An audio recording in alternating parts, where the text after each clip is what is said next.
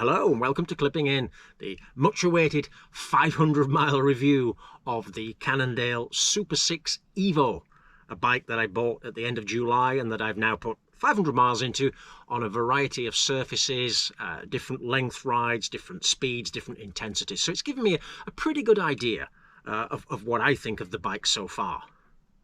So I think it's best to begin by saying, what is a Cannondale SuperSix EVO? I think we can call it a Mark IV. It's their do-it-all road racing bike. They also make a System 6, which is a sort of a full aero bike. That's been out about 5 or 6 years now. I can put a picture of that up. And it's almost like a time trial bike with drop handlebars that you'd ride on road stages. The trend seemed to swing slightly away from these pure aero bikes to the all-rounders over the last couple of years. I know Specialized have done that and one or two other companies, and the SuperSix EVO is Cannondale's entry into that field of do-it-all. There is aero design, it's aero-informed without being a full aero bike, so it's a little bit lighter and just generally more of an all-rounder. So what do we have? We have an aero frame and an aero fork. It's disc brake only, it's through axle only. There's a proprietary aero seat post. It has internal cabling, which I'll probably curse in a few months. And Cannondale say that it has clearance for tyres up to 30mm. But if you look at the insert photograph, I would think that you can get 32, probably even 34mm if there isn't any mud involved. That was one of the primary reasons I wanted to join the wide tyre road bike revolution. I was curious about that. Mine is the base model in the SuperSix EVO range. This one, RRP 3,000. The next increment is £4,000. The next increment is 5,000. They've craftily pegged them at about £1,000 increments, for which you get more refined specs or supposedly higher performance and quicker bikes. And you can go all the way up to what they call a Lab 71, that is the SuperSix but using more refined carbon layups and carbon tubing, and that is at least somewhere close to what you'd see the professionals riding in the Tour de France, such as Education First team. They ride the Lab 71 SuperSix EVO. So mine, base model, comes with Shimano 105 mechanical 12-speed group set with hydraulic disc brakes, also 105. The bottom bracket is threaded too, that's worth mentioning. The crank length 172.5, the front chain set is 50/34, and as stock it was supplied with an 11/36 cassette on the back. And it's a massive cassette, isn't it? Almost unbelievable when you think back a few years. A 36 is standard. My mountain bikes, going back a few years, in the days when mountain bikes had triple chain sets, my mountain bikes I think used to come with a 32 sprocket or maybe occasionally a 34. So 36 on a road bike, wow, incredible. But I'm sure there are plenty of uses for that. And talking about gear size, there's a whole video in that. But I'm all for it. Now, as stock, it came with these rims I've never heard of before, Maddox. And the hubs are in the spec list classed as Formula, but looking at the part number and looking at the fact they're made in Malaysia, I think they're sort of a lower grade Shimano group set. That's my hunch. The part number seems to check out with, I think, Shimano Qs. But they are, a fairly average pre-built wheel. More on that in a little while, I think. I knew that in my stock I had some Mavic Cerium disc wheels, which retail for about £350 to £400, and they are a significant step up from the stock wheels. So I knew that I already had some better wheels ready to go. At the increment £2,000 above, you get Ultegra Di2 12-speed, you get some nice-looking carbon wheels, 45mm depth, and some carbon wing top handlebars. And I think there are one or two other tweaks as well that I didn't really look at. But you know, you say it quickly, oh, it's only 2,000 more, but it's a significant increase going from 3,000 RRP up to 5,000 RRP. You'd have to be a serious performance cyclist who's already gone into optimizing the training and optimizing the body type, and you'd have to be taking it, I think, pretty seriously to part with 5,000 RRP on a racing bike. Whew.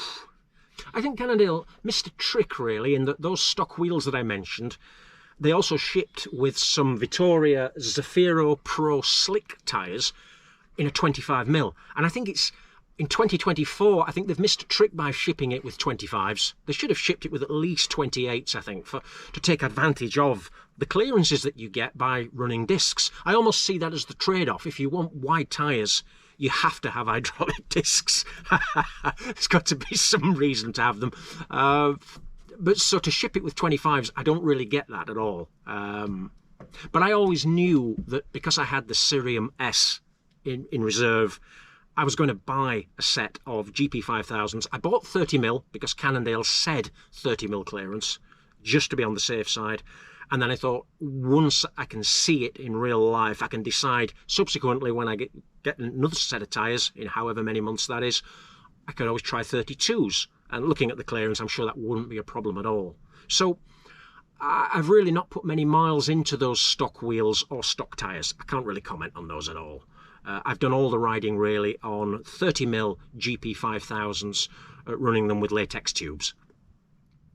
Now, bike weight, it's always a contentious issue. I see on YouTube people talking about mid-price builds that are, you know, featherweight, as if the 6.8 kilo UCI limit means nothing.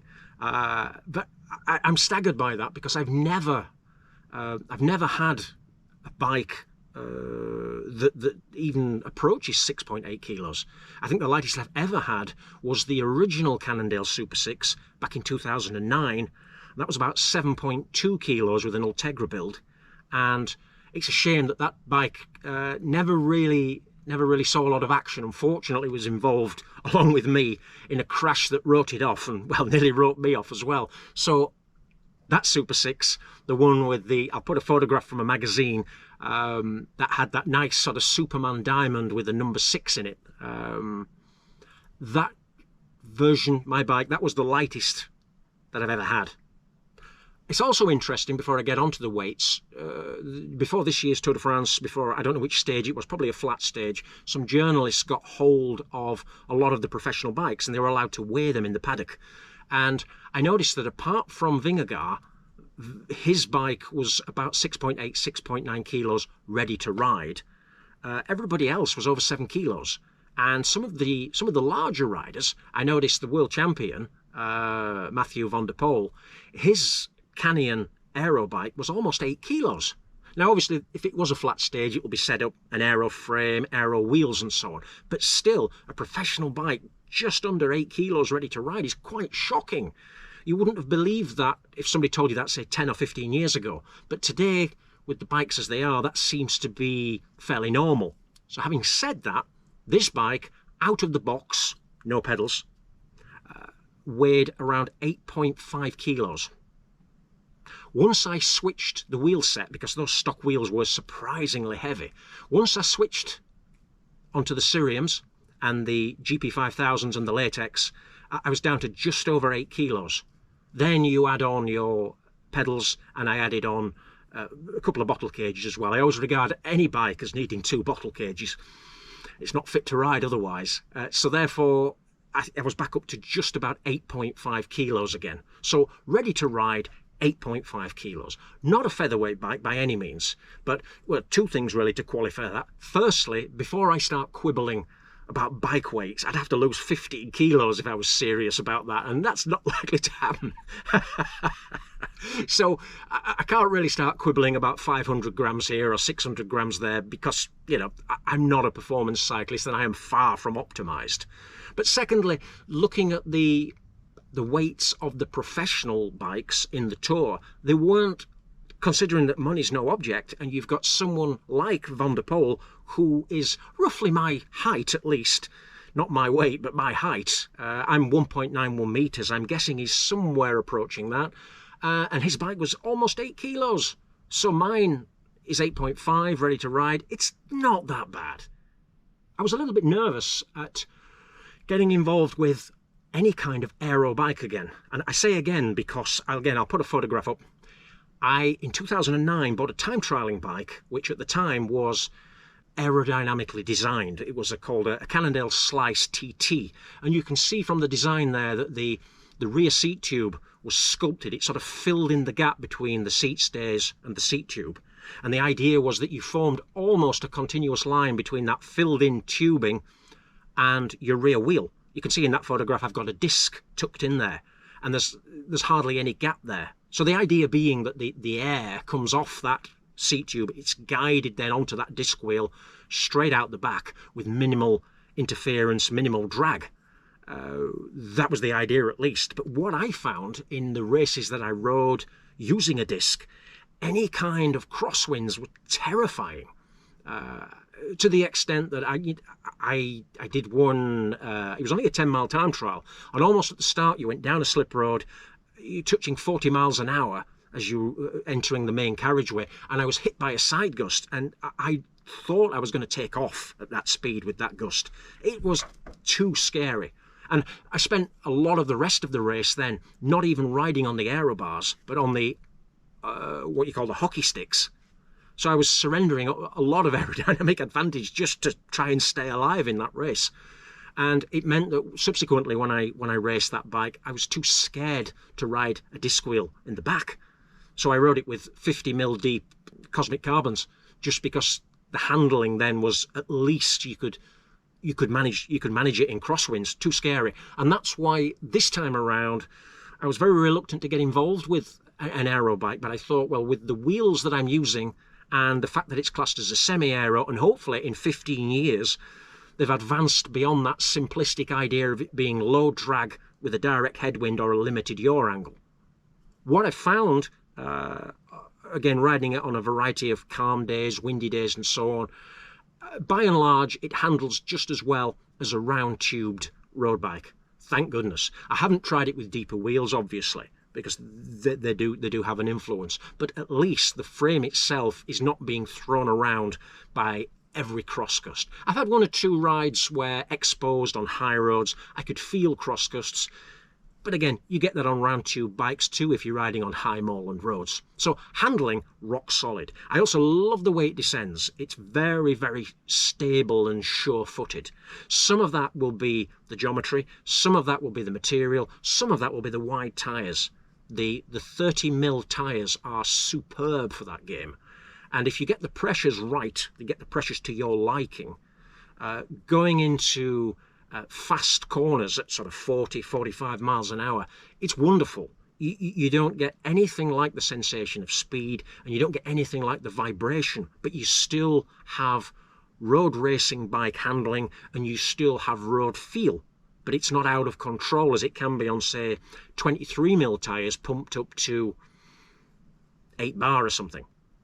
Completely different way of riding. So in that sense, the bike's fantastic. The wide tyres and the bike together, what a combination. Brilliant. Worth the price alone. I'm keeping in mind that I've only done 500 miles, so it's far too early to talk about lifespan or durability or value for money. That's a nonsense after 500 miles. You know, we're not talking about disposable bikes or anything like that. You know, you hope that this thing is going to be reliable and last a long time. So value for money doesn't even enter into it after 500 miles. If I had some criticisms so far, what would I say? I would say, firstly, it's a right royal pain having to use a tool, an Allen key, to remove the wheels. You know, going from quick release skewers to this through axle system where you need an Allen key to take a wheel off. That's a pain. I really don't like that. I don't know why they couldn't have made a sort of a pseudo skewer to give you toolless removal of wheels. I also think that if you were changing your wheels at the roadside, you'd have to be really careful where you put the through axle, because if it rolled away, then you'd be crying. I'd say the saddle. Saddles are really all about personal preference, and one person can love a saddle, another person can hate a saddle. For me, on that, I did a 100-mile ride, and I found that yet I could feel that I was getting a bit uncomfortable, a little bit numb in the last hour. Now, whether that was just tiredness, whether that was just unfitness, or whether that was this saddle not being quite right for me, who knows? But it's worth mentioning. I already had my old favourite, the Flight 1990s style. This is a reissue, but it's the same kind of design. I already had that ready to go. My initial reaction was fit this straight away, but I thought, no, I'll give this Prologo saddle, the stock saddle, I'll give it a fair crack of the whip. It's done 500 miles. I'll probably give it a little bit more till the end of this season. See how it goes. If not, I'll change to the Flight. I want to keep this video relatively short, so I think there's room for a sequel at some point before autumn kicks in and before the bikes go into hibernation, talking more directly about comparisons of ride quality and comfort of this SuperSix EVO versus two candidates really, my Dolan ADX titanium bike, which has been up until now my long distance bike, but also my old faithful 17-year-old Cannondale SuperSix, which is a road racing bike. I think those three are kind of a three-way cutting contest, a battle. Could be a subject of an interesting video, because I'm already finding interesting comparisons as I switch and alternate between them in rides. But for now, I think this has introduced it. I've laid out the spec as promised, and I've talked about some of the strengths and weaknesses as I perceive them at this stage.